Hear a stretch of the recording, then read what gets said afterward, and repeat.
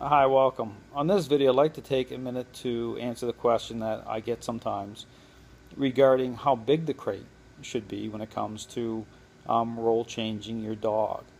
And the thing to keep in mind is that dogs are relational beings, so they connect all the dots, including the crate itself, to the relational script and to the person.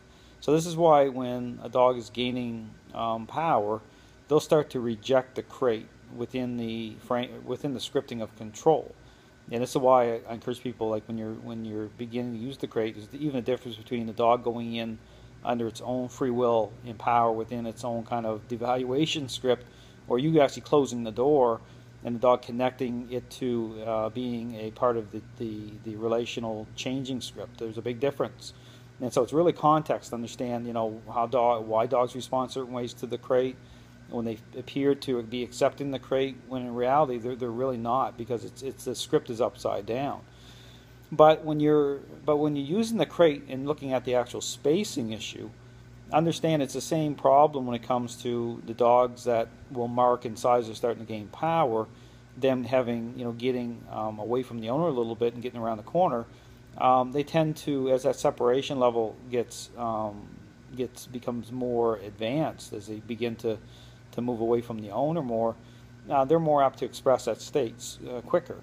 And so when you look at the crate, the spacing issue itself, when you're starting to use the crate as part of a structure to help to resolve the housebreaking issue and to help you role change your dog, the ideal amount of space is you don't want, it's got to be enough for your dog to be comfortable, to be able to stand up, turn around, but not too much space that it's going to be problematic within how they're going to respond within that script. Because again, the idea is to actually, for the crate, to actually represent control, for it to help in the script changing process. So the space in the crate itself, it has to represent that level of control, to put a little bit of pressure on the dog without it being too tight. It's got to be the right balance. So again, but when you look at the crate, and when I talk about pressure, I don't talk about pressure in the way a lot of people think about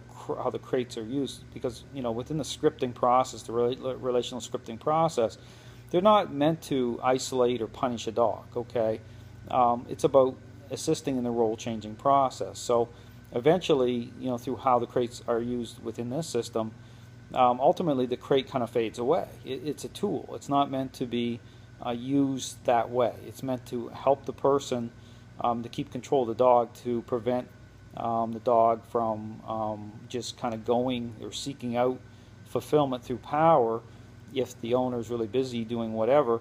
It's meant to help the person. So, but again, keep that in mind. You want to look at the crate within the relational scripting process. So definitely want to not have too much space in there. You need it to follow the same path as how the scripting's happening, because again, if there's too much space in the crate, it's going to be very frustrating, because you end up cleaning up messes in the crate, and it's going to be it's going to be very problematic. So again, you want to have the crate enough space to be comfortable, but not too much that the dog is going to express that state of mind. So anyway, hopefully that's helpful. If you need help with your dog, I encourage you to seek out professional help. It's always best to have a person there with you to be able to really sit down with you, explain this properly, and so that you get on the right page. So thanks for watching. I hope you have a great day.